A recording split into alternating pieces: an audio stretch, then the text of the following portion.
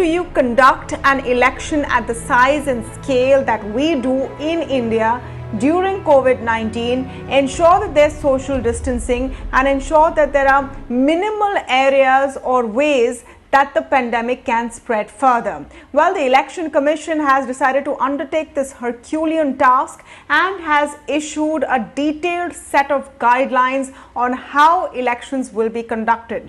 Importantly, these guidelines come up ahead of the Bihar Assembly polls. So some of the key highlights before I move to the discussion: everyone will wear a mask, there will be thermal scanning all around.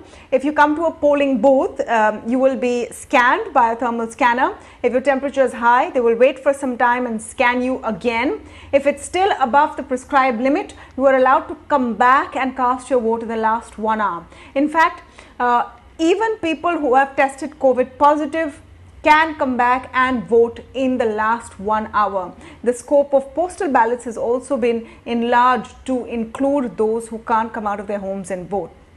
The intention is honorable. Every effort is being made to ensure that a citizen gets their democratic right to vote. How will the implementation be? What about virtual rallies? Can we really ensure that this will be a socially distant campaign? To talk about this, I am joined today by former Chief Election Commissioner of India, SY Qureshi, Professor Jagdeep S Chhokar, founder of ADR, the Association of Democratic Reforms, joins me on the show, as does political commentator and columnist Neerja Chowdhury. Welcome to all of you and thank you for speaking with us today. Mr. Qureshi, let me begin with your take on the guidelines. How easy or difficult do you think it will be to implement them? These guidelines are extremely sensible and they're totally based on common sense and also global experience. Election Commission has been keeping an eye on elections in other countries. 34 countries of the world have already conducted general elections, and therefore there was no question that the Election Commission of India will not be able to do so. For the last 4 months, this has been a question raised, and I have always stated and mentioned and claimed that there is no question of postponement. In any case, constitutionally, there is no provision for postponement of election beyond the prescribed date. It has to be conducted. Otherwise, there will be constitutional crisis. And I think all the guidelines are absolutely sensible and based on common sense, and I see that they should work.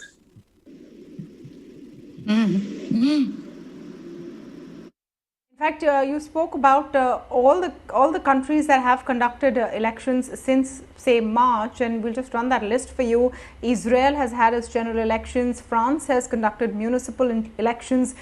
Canada has conducted council elections. Germany and Australia have conducted local elections. South Korea has had parliamentary elections, as have Singapore and Sri Lanka. But look at our size. Look, and these are assembly elections, so smaller relatively, but even then large numbers. Mr. Chhokar, what are the challenges that you foresee? And specifically, since there is no clear restriction on any election rallies, it just says that they should adhere to COVID-19 norms. Now, we've seen those norms flouted time and again in public gatherings so far. Is that an area of concern?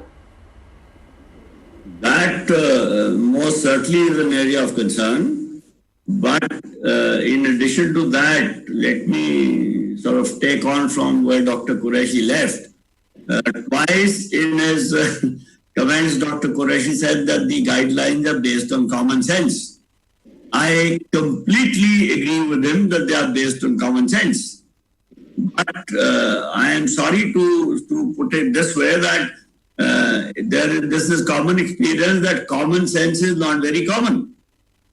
Now, the guidelines are good. The question is, how will they be implemented? Take, for example, Tamanna, what you said, rallies. Now it says that to door-to-door rallies, not more than 5 people will go. In a procession, not more than 2, while filing the nomination, not more than 2 persons will accompany the candidate. Not more than 2 vehicles will go. During rallies, not more than 5 vehicles will go. There will be a break between them. And there will be social distancing during the rallies. all this is, to my mind, for our country in our current situation is utopian. We have lived, since March, we have seen, I don't know, hundreds of events, religious, social, political, where nobody has worried about all this. Yes.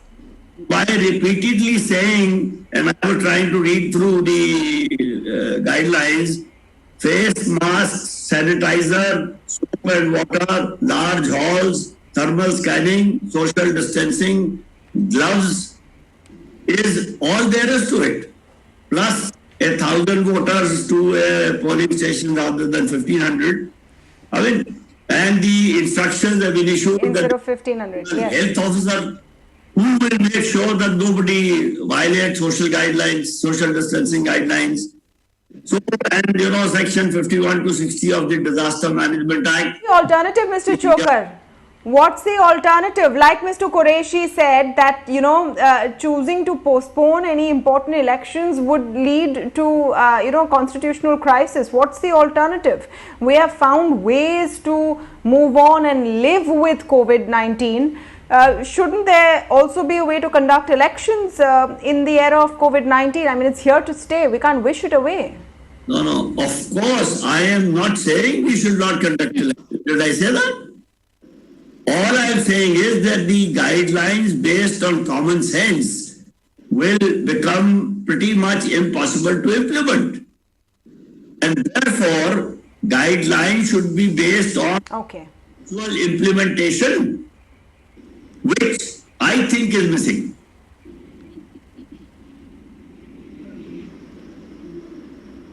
Ms. Neerja Chowdhury, what stood out to you among these guidelines? And I also want to get your view on one very important portion which the guidelines were silent on, which is virtual rallies. Now we're talking about what will happen with voters once they come to the booth. It's great that, even those with COVID-19 will get an opportunity to vote and exercise their right, etc. What about rallies? That's an integral part of the election campaign, huge rallies, and empty chairs at a rally are a sign that things are wrong politically. How will those now transcend? Do you think virtual rallies are really going to be here to stay? I mean, we're watching right now the Democrat convention for the last couple of days taking place with no crowds at all, and it's surreal. No clear comparison, but here, are we going to see a similar situation where rallies go virtual? Yeah, well, whether you can actually control that situation. I would say at the outset, I am also of the view it's better to have election with all the constraints than not to have them. Of course, that option is not available to you given the constitutional imperative and compulsion to hold them. But, all the things, the virtual rallies, certainly, I would like Doordarshan, All India Radio, which has such an outreach, to become more fair in giving equal time to the opposition as they will do to the ruling party. Social media will be used, private channels will be used. So there's a way of getting across and communicating with people with the message of different parties through these media than has been the case with the virtual rallies. And you may find people may be a bit wary also of coming. Of course, in open areas, it's much easier to control it. Try and put distance, tell people, okay, 6 feet, spread yourselves out. Those whole huge fields that politicians have held rallies in. My worry is on the postal ballot. Now, over 80s and those who are COVID positive have been given the option of using the postal ballot, though in the last hour, the COVID positive can come to the booth and cast their vote. Now, we know Bihar. I have covered Bihar in the earlier times where the looting of the vote was a common phenomenon because it is such a feudal society. So, for instance, if I'm a landlord and I have people working under me or even in a factory in a city, and in this age of joblessness, economic hardship, can I not use my power, particularly if I'm indebted to a political party or want patronage from them, to tell my people, okay, chap, you vote the way I want on the form, or else, you have to suffer the consequences. Can we see this kind of a phenomenon roll out in a state like Bihar and in other states also? That is really my worry. But then, as Mr. Qureshi has said and Mr. Chhokar, we are living in very tough times, and it's not a perfect situation. Ultimately, I would say everything boils down to the niyat. It's not the niti, it's the niyat with which it's implemented. Yeah. Since you've spoken about postal ballots, let me quickly run through the list of people who can use that option as per the EC guidelines. So persons with disabilities, those above the age of 80 years, those employed in notified essential services, and those also who are COVID-19 positive or suspect and in quarantine. So clearly, if they're quarantined and it's a state-run quarantine, they cannot go out and vote. Dr. Qureshi, do you have a response to some of the concerns that have been raised? Because conducting free and fair elections is the foremost responsibility of the Election Commission. Do you think that there are glaring, challenges and hurdles that we see here, as have been listed by the other speakers? There are surely challenges, and they are not specific to COVID.